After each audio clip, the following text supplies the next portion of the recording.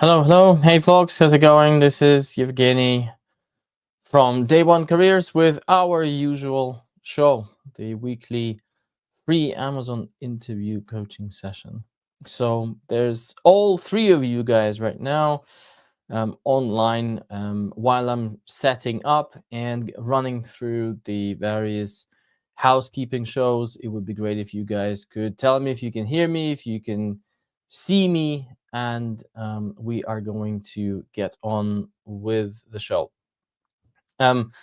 Gigi right now is not sure if she's going to join, so you're gonna have me for the whole hour. So um, use the chat box to let me know where you guys are dialing in from, if the audio is working well, if the video is working well, and I'm gonna take you guys through what you can expect from this show, and we can get going. So, as I mentioned before, my name is Yevgeny, so I am one of the co-founders of Day One Careers.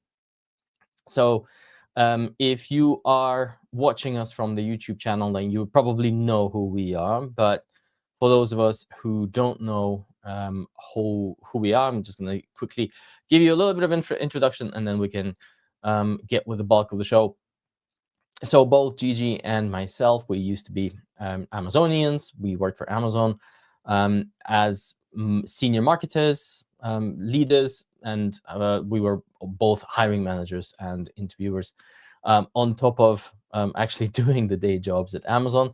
On top of everything, Gigi, my business partner, was a bar raiser as well. And again, if you're watching this YouTube channel, you will know who the bar raiser is and what they do. And she was, I think, one of the best bar raisers that we've ever had in the London office. Although, unfortunately, I've never had her bar raise any of my loops. So at some point in time, both Gigi and I realized in our own separate ways that actually there were way too many super capable people with great CVs and great relevance to the job descriptions who would not be getting Amazon jobs because of the interview skills.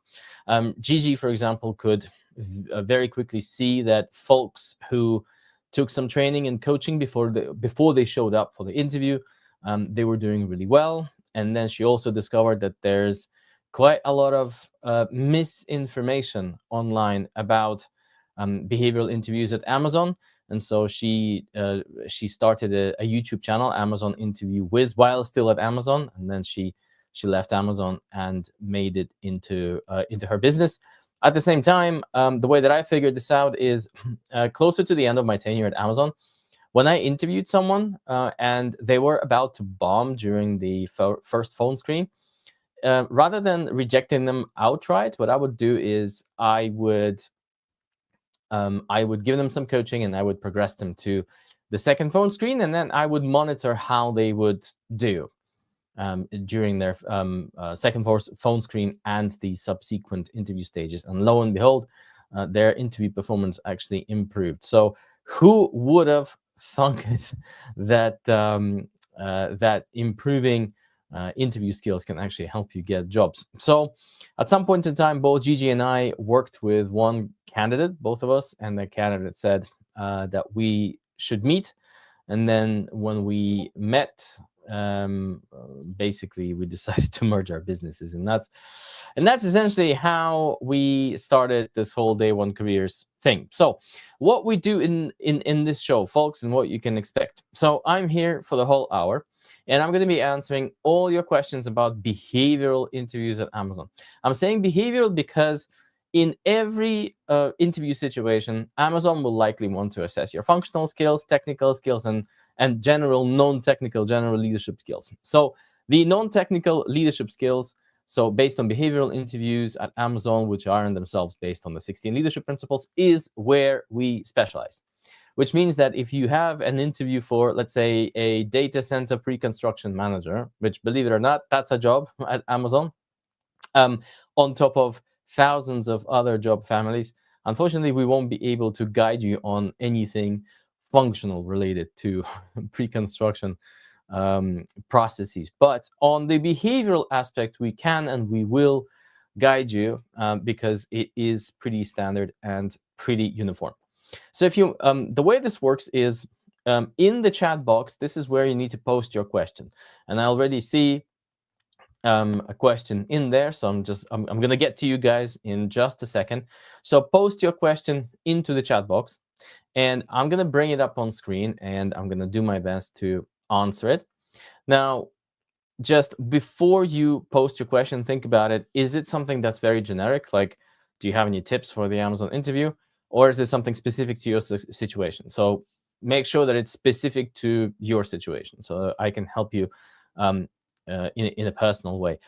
If it's something generic, like, hey, tell me about, hey, do you have any generic tips for Amazon interviews? Then I'll just have to redirect you to our channel where there's a ton of videos that deal with generic questions for Amazon interviews. Last thing on housekeeping is that if you have a particularly long question, convert it into a multi-part, because you will see that that chat box, it will cut your question short. So just design it like a Twitter thread. Yeah, first, second, third, fourth, and I will pick up on all of the parts of your question. All right? Cool. So let's see what we have in the chat box. So first of all, we got some greetings. So Cage Level is sending their greetings from South Carolina. Amazing. I hope you have better weather in South Carolina than we have here in London. Just leave it there. Okay. So let's start with AJ. And folks, let's keep those questions going, because if there are no questions, then there is no show, right? And I'm here for the whole hour if there are questions, but if there are no questions, then there are no more questions, then we're going to cut it short and go in our separate ways. So AJ, hello and good morning. I want to say thank you for all your help. You are most welcome. These live chats and your videos help me get an offer, be an offer-ready candidate for open roles at BA. Amazing. All right, let's move on. I had one question. My recruiter isn't very proactive and communicate about matching me to roles. Do you know if they have a target or a timeline internally to connect pre-cleared candidates with roles? I'm worried about this and don't want to lose my opportunity to join Amazon. Look, AJ, it's totally understandable that you're worried about this and you don't want to jeopardize your opportunity to join Amazon. So I am not aware of the recruiters having any deadlines or any timelines that they would be bound to internally to match pre-cleared folks who are effectively benched with jobs at Amazon. I think this is all happening in real time. As jobs come in, they will be assigning them to those who are offer ready. So I have coached candidates who have spent no more than a week to a couple of weeks on the bench. And I've also coached candidates, a couple of candidates who I believe during COVID were on the bench for operations roles, and they spent a couple of months on the bench.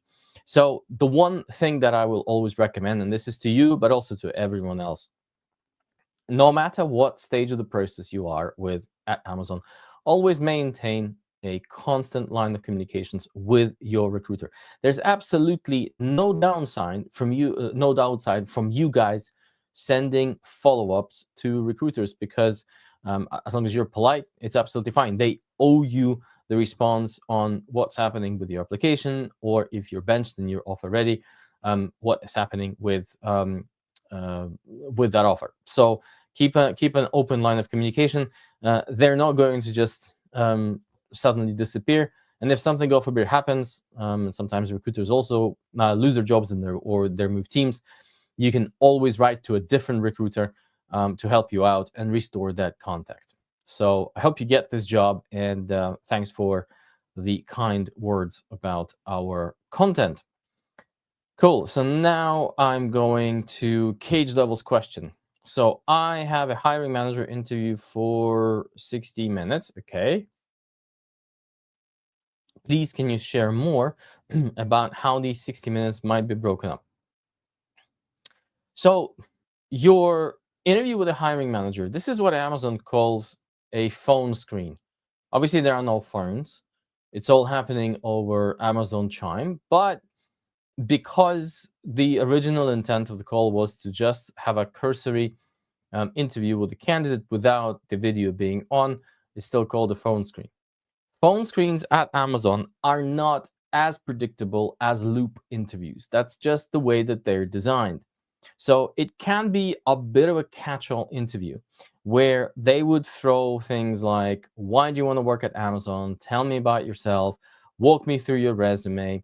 Maybe some functional questions specifically aimed at whatever the functional area and the job family that you're applying to, which includes, I don't know, if you're a solutions architect, they might want you to do a presentation. So it all depends on whatever the job family you're interviewing for, and then maybe some leadership principle based questions.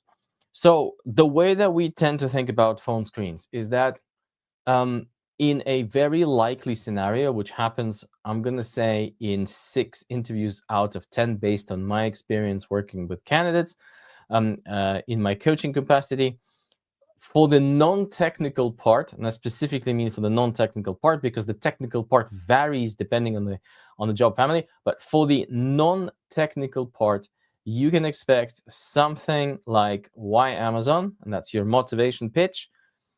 Tell me about yourself, and that is your functional pitch, and walk me through your resume, which is basically just another form or another way of saying, tell me about yourself. So that's your functional pitch, where they're interested to know how your experience to date has prepared you to excel in the role that you're applying for.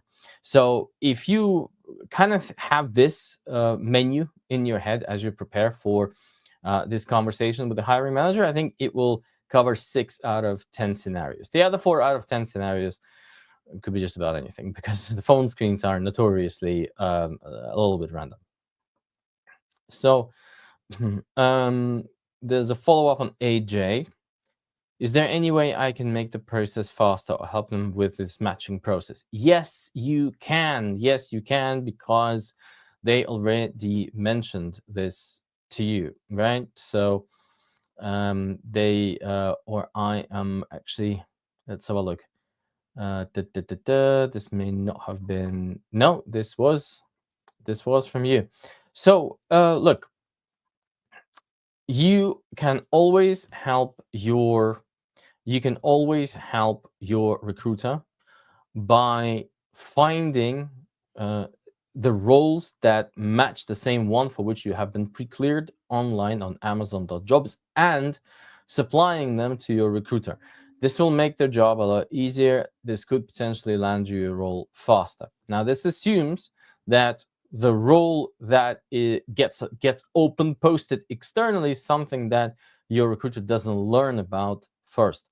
So there's absolutely no harm in you setting up alerts for Amazon.jobs and just looking for the jobs with the same job description as the one that you have been pre-cleared for, forwarding them to your recruiter, and then simplifying their life this way. Plenty of folks do that. Your recruiters will only thank you for it. So yeah, go for it and do it. All right, let's keep going. So this one is from Sumaja. Hi, I have a phone interview tomorrow for the role of partner manager, strategic account services. Any pro tips? Can't really respond because I have no idea what specific questions you have. Any pro tips? Yeah, go to our YouTube channel, full of pro tips. But if you have anything specific related to to your interview, any specific situation, any questions you have, then feel free to ask. If you're looking for just a general idea of what the phone interview is, that's basically what I've just gone through, answering Cage Level's question. Right, let's keep going. So here's a question from Saz. Okay, Saz. What type of questions are asked at the final stage interview when you have multiple interviews in one day with different business leaders? Okay. So again, this depends on the kind of role that you're interviewing for. So broadly speaking, there are technical roles and non-technical roles. So if you have a technical role, which is typically if you're writing code, then your interview will be your interview loop. So the final stage, the panel style interview, will be split between the behavioral part, just based on Amazon's leadership principles. So that these are the behavioral interviews, and then the technical part, which depending on the level of your role, will have things like domain knowledge, technical depth, coding exercises, and system design exercises. If your role is non-technical, so you're not writing code, then in most cases, the composition of your loop is purely behavioral. So tell me about a time when you did blah, blah, blah, blah, with questions that are linked to the Amazon's 16 leadership principles. That being said, for some non-technical roles, in some cases, interviewers would want you to do something else. Like, for example, if you're interviewing for, let's say, a solutions architect role, in some cases, they're going to ask you to do a presentation. If you're interviewing for a sales role, there might be, for example, sometimes a case study when you need to negotiate, or vendor managers, for example. So now all of the questions about the composition of your loop, meaning how many behavioral rounds, how many functional rounds, how many technical rounds, if you have technical rounds, all of these questions you can ask to your recruiter. And the worst thing that will happen is they're going to say either, sorry, we don't know, or sorry, we can't share this information. But in most cases, based on the experience of folks that we have worked with and we have coached, recruiters tend to give you the split of the rounds in your loop in terms of how many technical, functional, or behavioral you're going to have. Right, let's keep going. The follow-up from Cage Level. Can I assume the camera will be off during the phone screen with the hiring manager? Unfortunately, no. In theory, the camera should be off. In practice, we've known candidates who told us that the hiring manager, or indeed a different interviewer, just switched it on. So assume the camera will be on, and if your interviewer does not switch it on, there's no need to switch it on. If they switch it on, then you switch it on as well. But be prepared for the camera to be on. Again, we're just giving you a strategy here that is more of a fail-safe strategy rather than telling you what to expect by the book, because many of these interviews they don't go by the book. Okay, another one from Saz. And what should be expected? Is it heavy on leadership principles? And what type of questions can you be expected, please? Okay, so this is a follow-up on what types of questions are asked in the final stage. Again, Saz,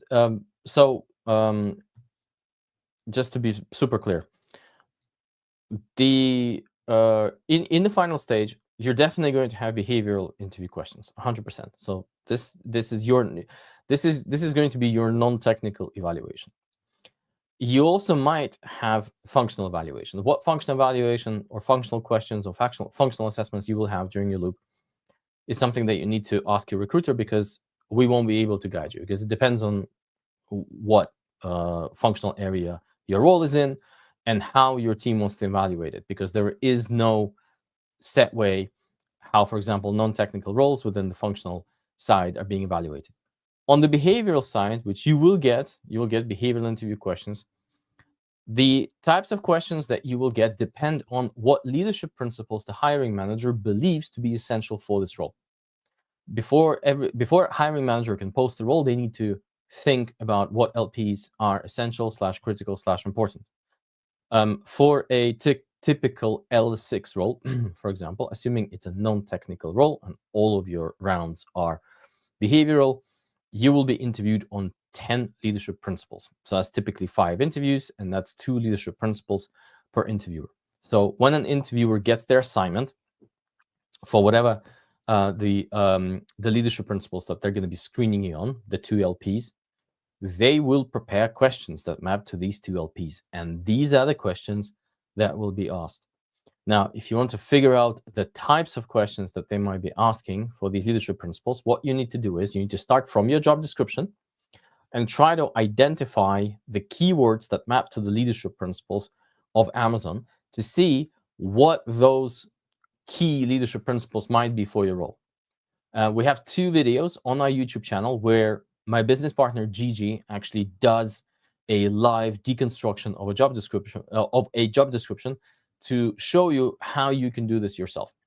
You can also ask your recruiter a cheeky question, which goes something like, "Hey, as I'm preparing for to interview for this role, I'm just curious to understand from the hiring manager's perspective, what are the leadership principles that someone successful in this role should really demonstrate?" And see what they say. I guess in 50% of cases they're gonna tell you, and in the other 50% of cases they're gonna say no. The other thing that you can do is you can, if all of these if all of this fails, if you try looking at for the keywords in the job description and you just can't figure out what LPs are baked into the job description, and if your recruiter is saying no to you, then on our website there is a service that you can book with Gigi when she will do it for you. Now, once you know what leadership principles you are likely to be interviewed on, then you can use one of our freebies, which I'm going to give you guys at the very end of this show, to give you a flavor of the types of questions that you might be interviewed on if you know what leadership principles you'll be interviewed on. So stay until the end. I'm going to give you that freebie at the very end of the show. We also have Gigi's mom here. So hello, Gigi's mom. I'm not Gigi today. So if you give your daughter a call, I'm sure she'll be she'd love to hear from you. Right. Let's keep going. So here we have a little shout out for Victor. Just wanted to say thank you for great work. I've received an offer for a finance manager position in London, and your videos and coaching were essential in this process. Victor, this is what we absolutely love to hear. That's why we do what we do. So thank you so much for the shout out. Huge congratulations. I really hope that you will find yourself not just with a role, but with a great and exciting and prosperous career. And when you start hiring, you know where to point your candidates to. Wink, wink, nudge, nudge. But anyway, huge congrats. All right, let's keep going. Here's a question from Ebi. Is there a trick question? Because the bar raiser did ask me if I want to skip a question and don't want to answer the first question asked. So there should not be any trick questions because there is no point in trick questions. So when you're learning how to interview at Amazon, typically the framework that you will find in your head is that any random question types, stress interview questions and trick questions, the only thing they're really testing for is the ability of candidates to answer trick questions. And if that's not a competency that's required for the job, then what's the point in testing candidates on how well they can answer trick questions? So no, there should not be any trick questions. Now, it doesn't mean that some interviewer might not decide to throw one in. If they do decide to throw one in, this would be this would not be something that's in line with the interview training that most of them take, and it would be most peculiar. So I'm going to go with my gut feel here, Abby, and I'm going to suggest that what your bar raiser is offering you there is an opportunity to pick a different context, a different question that maps to the same leadership principle that they're going to interview you on. So when the bar raiser said, would you like to skip the question and don't want to answer the first question asked, what it means is that they're basically saying, look, if you don't have a specific professional context that sounds like what this question is asking for, I've got some more. I can ask you more questions on the same leadership principle. And if that's something that they're doing, and I think it sounds like this is something that they're doing, that's actually them being generous and giving you an opportunity to draw from a different end of your memory to see if you can produce a story that matches. So that would be my assumption, Abby. But I'm always assuming the best until proven otherwise. Right. So let's keep going. So this question here is from Sumaja. Sumaja, you asked us a question again. So hi, thank you for the information. And a follow-up question: how should one approach and respond to the question? What challenges do you anticipate at Amazon non-tech role? I have no idea, because this isn't really a question that that we've heard Amazon ask. Now, typically, when we have folks attending this show and they're putting in front of us questions like these ones, the questions that we've never seen anywhere and never asked a single candidate. My suspicion is that you probably Googled Amazon interview questions and you stumbled upon this question somewhere on Glassdoor or on some resource where just about anyone can post questions. So my assumption is that that's what happened. And if that's what happened, then folks, you really do need to stick until the end, because I'm going to give you a freebie that will give you our own repository of plausible Amazon interview questions that we ourselves designed, with the types of questions that are closely linked to the leadership principles of Amazon. But a question like, what challenges do you anticipate at Amazon? In our world, that would be a completely useless question. And I'm not entirely sure what it would test. None of us, neither Gigi, who used to be a bar raiser, nor myself, would ever ask the candidate this question. If someone asks you this question, I guess I'm not even sure how you would respond. What challenges do you anticipate at Amazon? I think in general, what you want to do, Samaja, is you want to find as much information about Amazon as you can in terms of the kind of culture that they represent. And that is very important, because that bit of information about Amazon's culture, Amazon's peculiar ways of working, Amazon's leadership principles, it's something that will allow you to answer some of these useless curveballs in case an interviewer decides to throw them at you in this format or in some other format.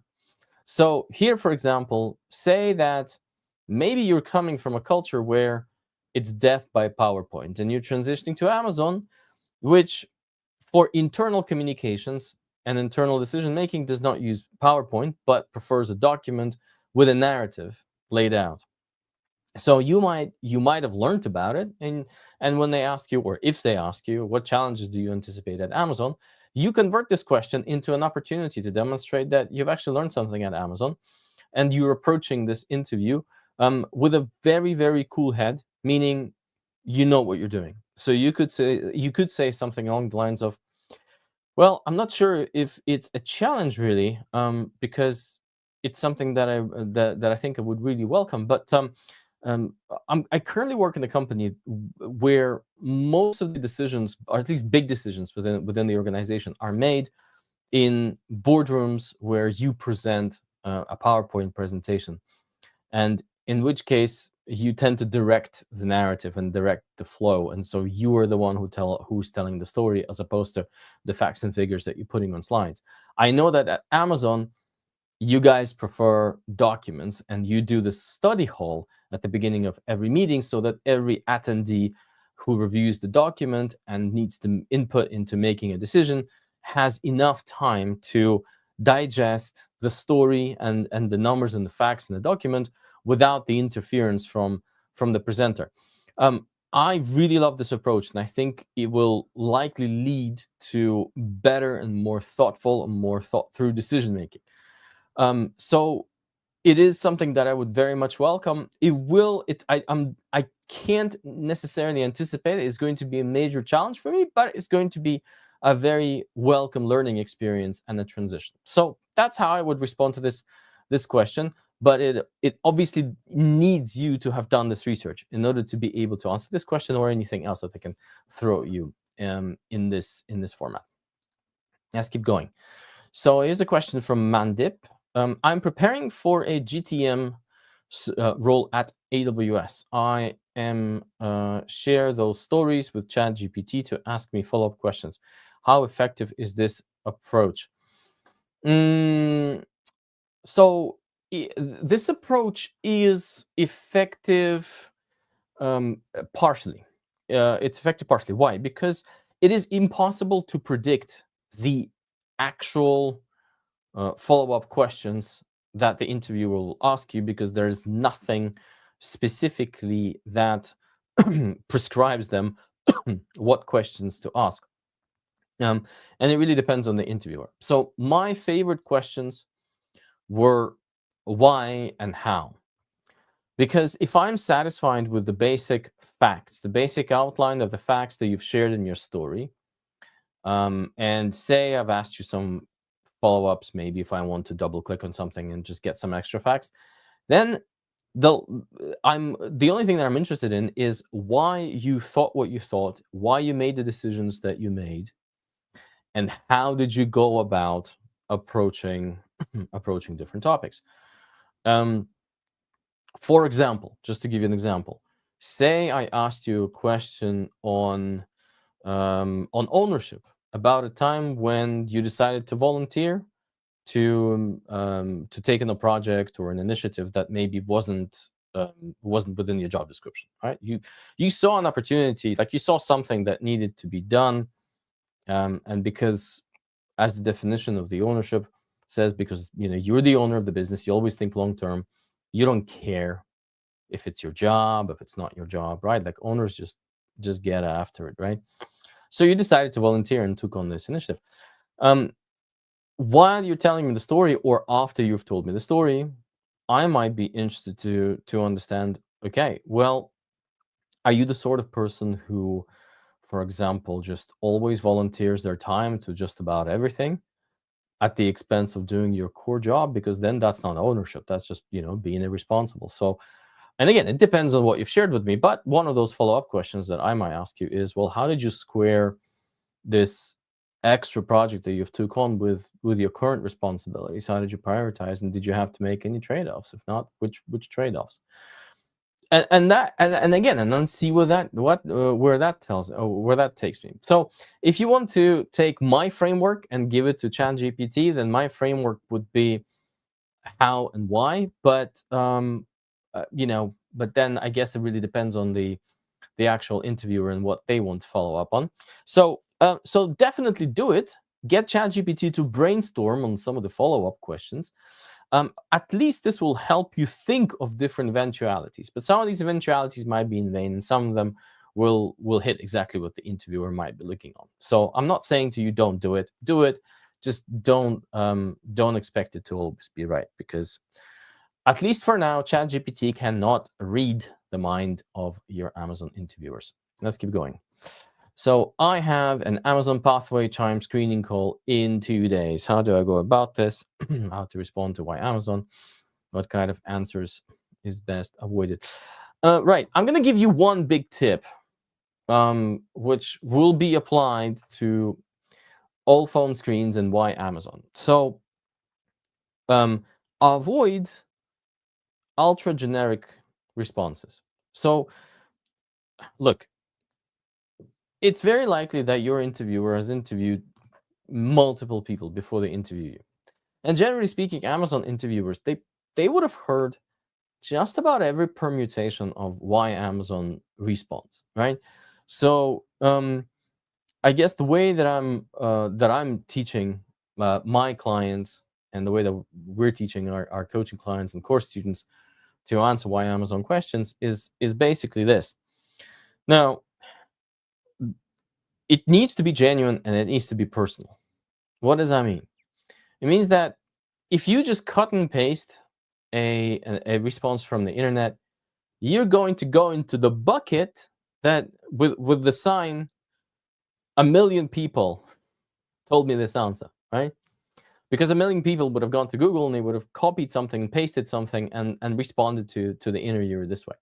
So avoid just lifting a stock response. Like when you go Amazon, why Amazon answer, and a whole bunch of websites, including us, we give you some examples.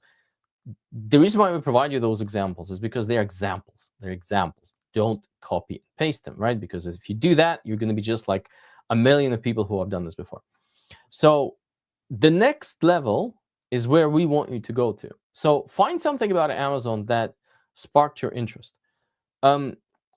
They don't, from my experience, they don't expect you to just sit there and tell them, I've never wanted to work at any other company. It's like Amazon or no job for me.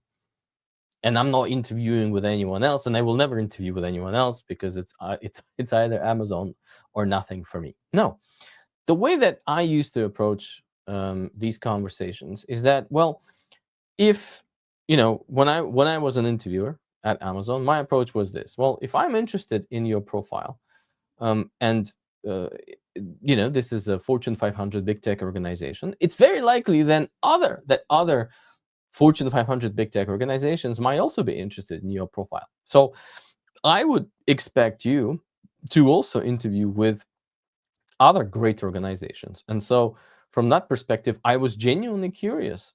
For someone like you who can take your profile to any of those great organizations, what prompted you to have this conversation with me today? It's a genuine question. No expectation. It's not a trick question. There's no set response. So find something about Amazon specifically that you're interested in. Explain what sparked your interest. Don't just mention, oh, Amazon's innovative, or Amazon is this, Amazon's that. Explain why. Why do you think they're innovative? And maybe link it to something that, I don't know, maybe is missing in your current work. Maybe it's some sort of environment that you're looking for. And that's how that's a surefire way to produce a why Amazon response that works, that shows that most likely you know what you're doing and you're not going to run away within the first 3 to 6 months after taking the job. Right. Let's keep going. So this is a follow-up here from Mandip. And guys, after Mandip, I've got one more question in the queue. And if there are no more questions, then we'll end the show and I'll give you my freebies.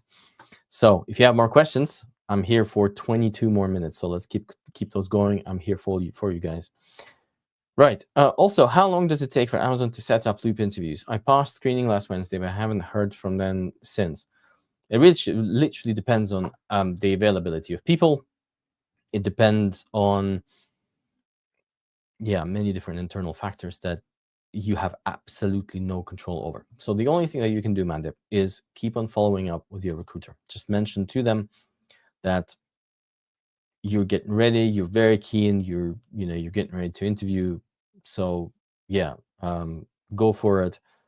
Just show enthusiasm, but don't follow up too often. So once a week is fine.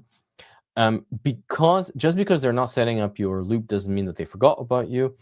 It just means most likely that they've got plenty of diaries or calendars to square. So it's all benign. Just keep following up, and hopefully they're going to schedule something for you very quickly.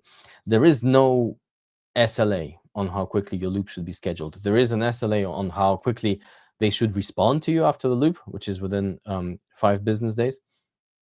But there is no SLA on how quickly they should set the loop up, because it all depends on the diaries of your interviewers. The one thing that I would tell you though, Mandip, is don't rush into it, because it gives you some extra time to prepare. And preparation for Amazon interviews, you know this. You've been following us. You've been watching our YouTube channel. It is something that is very, very peculiar. So give yourself the time to learn the leadership principles, identify the right situations with behaviors that map to those leadership principles, convert those into high impact stories, and rehearse them. But otherwise, just keep following up. That's all you can do. All right, folks. Well, last question here in the queue. What are some of the soft skills required for L6? So traditionally, if you look at soft skills versus hard skills, the stuff that is baked into the Amazon 16 leadership principles in the world outside Amazon or I guess in the general HR world, this is something that would be considered soft skills, most of them typically. And hard skills would be something like functional or technical skills. Now, within Amazon's 16 leadership principles, there's, for example, there's one leadership principle that I know in many companies will be considered a hard skill, which is dive deep. Because if you want to demonstrate that you can dive deep, you can demonstrate that you can make sense of data, for example, and that you don't stop at the first level, right? That you're peeling the onion of data, and that in a lot of companies will be a hard skill that is limited to a specific job function, like for example, business analysts, like finance people, like procurement people. But at Amazon, it is elevated to what in the HR world outside of Amazon they would call a core competency, meaning a general leadership skill that everyone is meant to have, a general leadership competency that everyone is meant to have.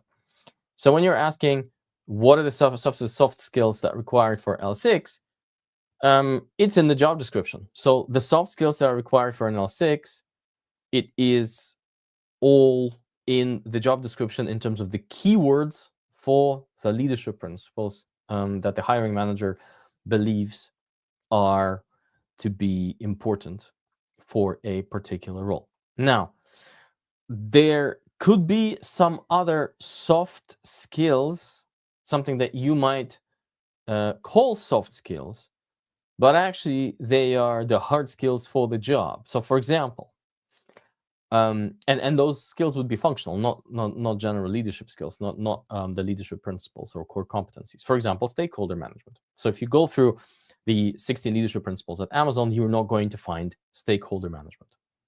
Why? Because stakeholder management is or can be a functional competency for specific subsets of job families. For example, for PMs, product managers, or for project managers. You could see why stakeholder management could be a required functional skill.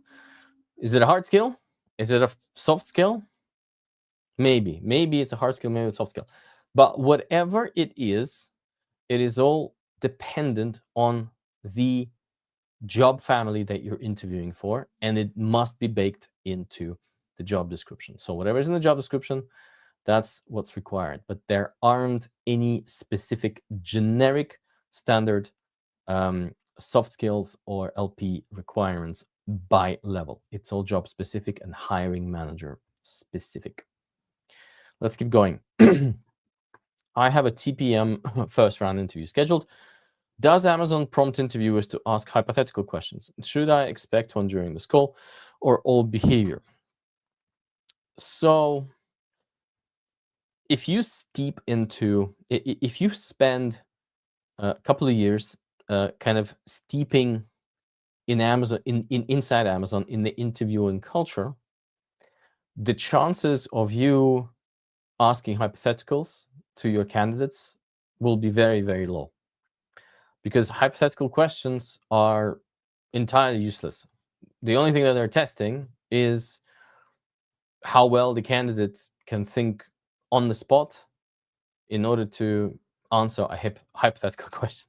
That's why Amazon's so biased towards behavioral interview questions. Which is why during most phone interviews, the menu that you can expect, the most popular menu is tell me about yourself, why Amazon, a couple of behavioral interview questions based on the critical leadership principles that the hiring manager has identified for that particular role. And then if they want to, they can throw a couple of functional questions to you. Now, within the functional part of the phone interview, this is where, if they do decide to throw a hypothetical question at you, this is where they may do it. They may do it. The reason why they may do it, even though the whole interview training tells them that behavioral interview questions are the only ones that have some sort of scientific basis to predict the future behavior of candidates, is because phone screens at Amazon are a bit random in a way that they're not entirely random, but the menu of different questions and options that they can throw at you, it's much wider than during the loop. So if they If the hiring manager or your interviewer wants to throw a hypothetical at you, it will likely be something functional, as opposed to something that's linked to the 16 leadership principles. And it's something that you probably want to think about how to prepare to respond to.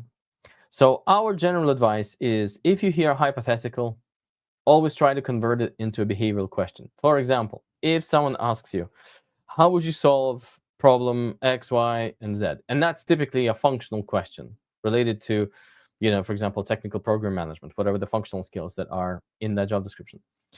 If you think that you have done something very, very similar in the past, immediately volunteer to convert this question into behavioral. For example, you can say, that's a great question. Actually, come to think about it, just last year, I think I've done exactly what you're asking me for.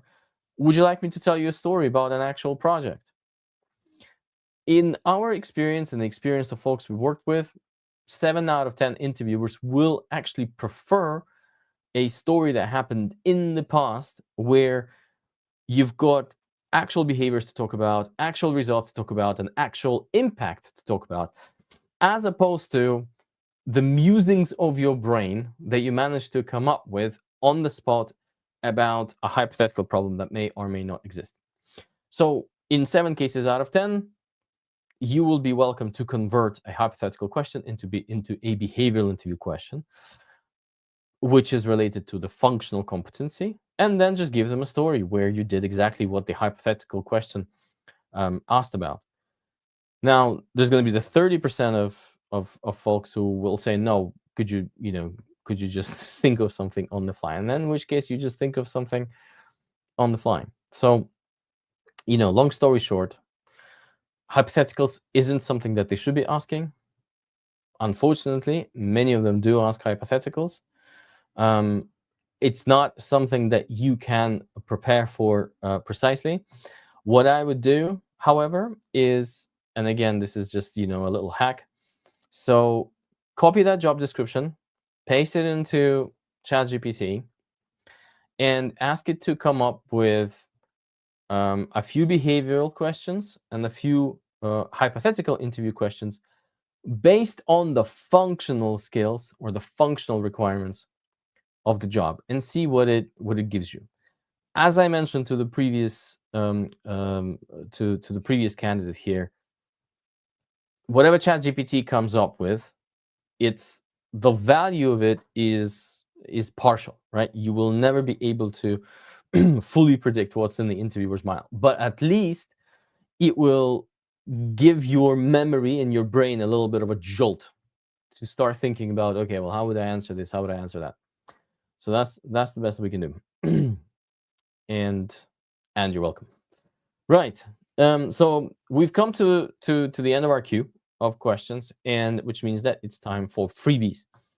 So, folks, stay with me, because I've got 3 amazing freebies to give you, and trust me, you're gonna want to have stayed here for us to give you these freebies. So, here you go. So, folks, this is the URL, yeah, www.day1.careers/free-stuff.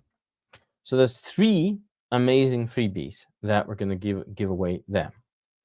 Freebie number 1, we're going to give you access to our completely free taster course on customer obsession. So the taster course on customer obsession will teach you how to prepare for answering questions on the most popular and the most prominent leadership principle of Amazon, which is customer obsession. We'll give you the example scenarios that demonstrate that bring to life the behaviors that they're looking for in the customer obsession. We will tell you exactly what the interviewer is looking for. And Gigi will give you a demo of a full mock interview to give you a flavor of what great looks like when it comes to answering questions.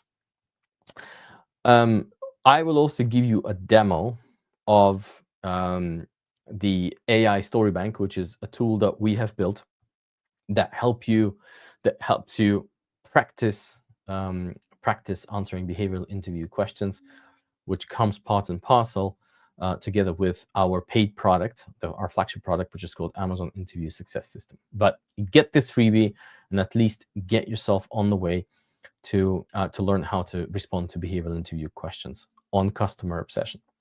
The second freebie we're going to give you is access to our free community.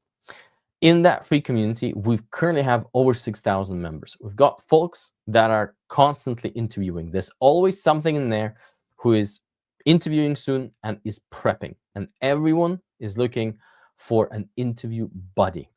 So we have a special channel in there that's called Interview Buddies, where you can look for interview partners. And if you look inside our success stories channel, you will see folks calling out other members of our community that helps them prepare for interviews. This is all free for you, folks. So just join our community and look for interview buddies. It will massively help you prepare. You'll thank us after that. And now the third freebie, which comes part and parcel within our community, is we're going to give you access to our Q&A bot, which lives inside the community. The name of the bot is Andy. Who knows why we picked that name? Completely random. But Andy is trained on all of our YouTube content, folks. So if you have questions about how to prepare for your interviews, you can ask Andy, and Andy will essentially be the representation of all of the body of the experience that we've made free on YouTube. It's not going to evaluate your stories for you. It's not going to replace our paid products or our paid coaching services, but it will answer a ton of questions based on our YouTube content.